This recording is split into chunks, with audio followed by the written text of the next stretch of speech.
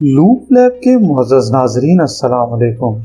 ناظرین، 23ویں صدی عیسوی کے آغاز میں شمال مغربی ایشیا کی چراگاہوں سے ایک ایسا بگولا اٹھا جس نے دنیا کی بنیادوں کو تہ بالا کر کے رکھ دیا۔ جی ہاں ناظرین، یہ وہ بگولا تھا جس کو ہم چنگیز خان کے نام سے جانتے ہیں۔ چنگیز خان کے سفاک دانش کی رتھ پر سوار منگول موت اور تباہی کا ہرکارہ ثابت ہوئے، اور دیکھتے ہی دیکھتے شہر کے بعد شہر، علاقے کے بعد علاقہ اور ملک کے بعد ملک ان کے آگے سرنگوں ہوتے چلے گئے۔ محض چند اشروں کے اندر اندر خون کی ہولی کھیلتے، کھوپڑیوں کے مینار کھڑے کرتے، بستے بستے شہروں کی راکھ اڑاتے، چنگیز خان کے جرنیل بیجنگ سے ماسکو تک پھیلی دنیا کی تاریخ کی سب سے بڑی تسل سلطنت کے مالک بن گئے۔ اپنے عروج کے دور میں منگول سلطنت 3 کروڑ مربع کلومیٹر پر پھیلی ہوئی تھی۔ آج اس علاقے کی کل آبادی 3 ارب نفوس پر مشتمل ہے۔ لیکن چنگیز خان کی کامیابی صرف میدان جنگ تک محدود نہیں تھی، ایک اور میدان میں بھی اس کی فتوحات اتنی ہی حیرت انگیز ہیں۔ چند برس پہلے ایک جنیاتی تحقیق سے معلوم ہوا کہ سابق منگول سلطنت کی حدود میں رہنے والے 8% کے قریب مردوں کے وائی کروموسومز کے اندر ایک ایسا نشان موجود ہے جس سے ظاہر ہوتا ہے کہ وہ منگول حکمران خاندان سے تعلق رکھتا ہے۔ اس تحقیق سے یہ نتیجہ نکلتا ہے کہ دنیا میں تقریباً 1 کروڑ 60 لاکھ مرد، یا پھر دنیا کے مردوں کی کل تعداد کا 0.5% حصہ ایسا ہے جن کے خون کا رشتہ اوپر جا کر چنگیز خان سے ملتا ہے۔ پاکستان میں یہ مخصوص نشان ہزارہ قبیلے کے افراد کے ڈی این اے میں پایا جاتا ہے۔ اس کے علاوہ مغل، چغتائی اور مرزا ناموں والے بعض افراد بھی اپنے آپ کو منگول نسل کا بتاتے ہیں۔ ناظرین، یہ بات بہت حیرت انگیز ہے کہ کسی ایک شخص کی اتنی اولاد کیسے ہو سکتی ہے۔ جنیاتی تحقیقی ادارہ تو اپنی جگہ، لیکن اس بات کے تاریخی شواہد بھی پائے جاتے ہیں۔ چنگیز خان نے خود درجنوں شادیاں کی اور ان کے بیٹوں کی تعداد 200 بتائی جاتی ہے۔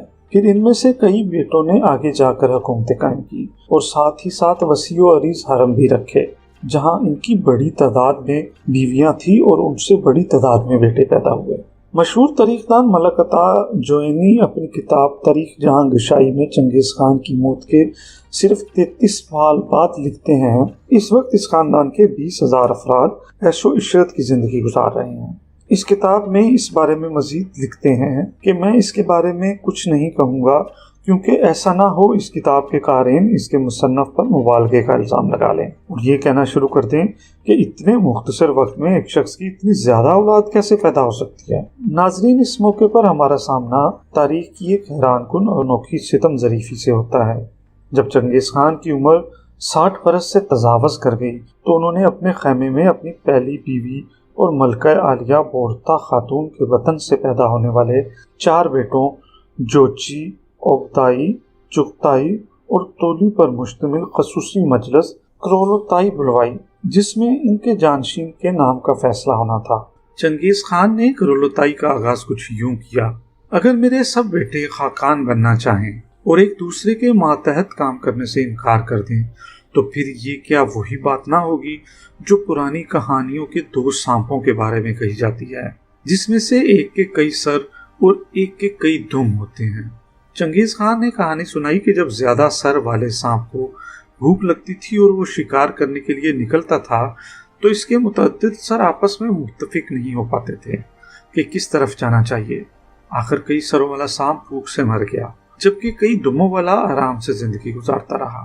اس کے بعد خاقان اعظم نے اپنے سب سے بڑے بیٹے جوچی خان کو بولنے کی دعوت دی۔ کٹر منگول حفظ مراتب کے مطابق پہلے بولنے کا حق دینے کا مطلب یہ تھا کہ باقی بھائی جوچی کی اولیت کو قبول کر لیں۔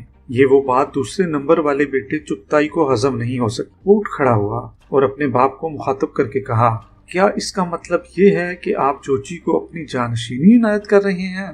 ہم کسی مرکت کی ناجائز اولاد کو اپنا سربراہ کیسے مان سکتے ہیں؟ چغتائی کا یہ اشارہ 40 برس پرانے اس واقعے کی طرف تھا جب بورتا خاتون کو چنگیز کے مخالف قبیلے مرکت نے اغوا کر لیا تھا۔ بورتا 1161 میں اولخوند قبیلے میں پیدا ہوئی جو چنگیز خان کے بورجین قبیلے کا حلیف تھا۔ ان دونوں کی بچپن ہی میں منگنی ہو گئی تھی، جبکہ شادی اس وقت ہوئی جب بورتا کی عمر 17 سال اور چنگیز خان کی عمر 16 سال تھی۔ بورتا کو سمور کی پوستین بطور جہیز دی گئی۔ شادی کے چند ہی دن بعد مرکت قبیلے نے جوڑے کے کیمپ پر دھاوا بول دیا۔ تیموجن اپنے 6 کم عمر بھائیوں اور ماں سمیت فرار ہونے میں کامیاب ہو گیا۔ چنگیز خان کا اصل نام تیموجن بتایا جاتا ہے، تاہم اس کی دلہن پیچھے رہ گئی۔ مرکت اصل میں بورتائی کے لیے آئے تھے۔ کہانی کچھ یوں ہے کہ تیموجن کی ماں بوئلن مرکت قبیلے سے تعلق رکھتی تھی اور اسے تیموجن کے باپ نے اغوا کر کے اپنی بیوی بنا لیا تھا۔ مرکت برسوں بعد بھی اس بات کو بھلا نہیں پائے اور وہ اب بورتا کو اٹھا کر ہیولن کا بدلہ لینا چاہتے تھے۔ بورتا ایک بیل گاڑی میں چھپ گئی، لیکن مرکدوں نے اسے ڈھونڈ نکالا اور گھوڑے پر ڈال کر اپنے ساتھ لے گئے۔ چنگیز خان نے اپنی دلہن کی بازیابی کی کوششیں جاری رکھی۔ خانہ بدوش مرکت قبیلہ وسطی ایشیا کے ہزاروں میل کے رقبے پر پھیلی چراگاہوں میں جہاں جہاں جاتا چنگیز خان خود فاصلے سے ان کے پیچھے پیچھے ہوتا تھا۔ اس دوران اس نے ادھر ادھر سے ساتھی بھی اکٹھا کرنا شروع کر دیے۔ اس کا ایک قول مشہور ہے کہ مرکدوں نے صرف میرا خیمہ ہی سونا نہیں کیا بلکہ سینہ چیر کر میرا دل بھی نکال کر لے گئے۔ بالآخر جب مرکت قبیلہ 400 کلومیٹر دور سائبیریا کی بیکال جھیل کے قریب خیمہ زن ہوا تو چنگیز خان نے اپنے 2 ساتھیوں کے ہمراہ انتہائی ڈرامائی چھاپا مار کر کارروائی میں بورتا کو دشمنوں کے قبضے سے چھڑوا لیا۔ بعض تاریخ دانوں کے مطابق یہ واقعہ چنگیز خان کی زندگی میں بنیادی اہمیت کا حامل ہے، کیونکہ اس واقعے نے انہیں اس راستے پر ڈال دیا جس پر چل کر آگے وہ فاتح عالم بنے۔ تاہم بورتا کو بازیاب کراتے کراتے 8 مہینے گزر چکے تھے۔ بورتا نے واپسی کی کچھ ہی عرصے کے بعد جوچی کو جنم دیا۔ اس وقت بھی چہم گوئیاں ہوئیں، لیکن چنگیز خان نے ہمیشہ جوچی کو اپنا بیٹا ہی تسلیم کیا اور یہی وجہ ہے کہ اب وہ اپنی زندگی کے آخری دور میں اسی کو جانشین بچانا چاہتے تھے۔ لیکن انہیں اندازہ نہیں تھا کہ 40 برس بعد یہی واقعہ ان کے گلے کی ہڈی بن جائے گا اور ان کے اپنے بیٹے ہی ان کے روبرو ان کے بیٹے کی ولدیت کو مشکوک قرار دیں گے۔ چغتائی نے جب جوچی پر الزام دھرا تو جوچی بھی چپ نہ بیٹھ سکا۔ اس نے اٹھ کر چغتائی کو تھپڑ دے مارا اور دونوں بھائی گتم گتا ہو گئے۔ درباریوں نے بڑی مشکل سے دونوں کو چھڑوایا۔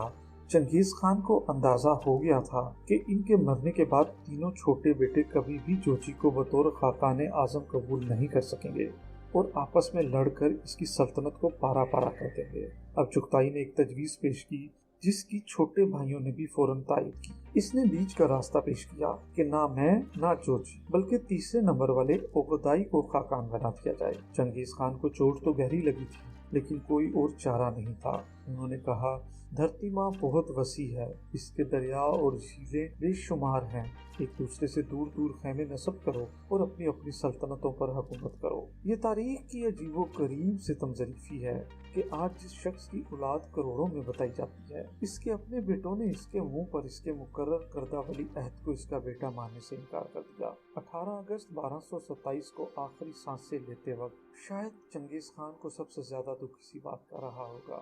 ناظرین، امید کرتا ہوں کہ آپ کو آج کی ویڈیو اچھی لگی ہوگی۔ ملتے ہیں اگلی ویڈیو میں تاریخ کے کسی نئے واقعے کے ساتھ۔ تب تک کے لیے اللہ حافظ۔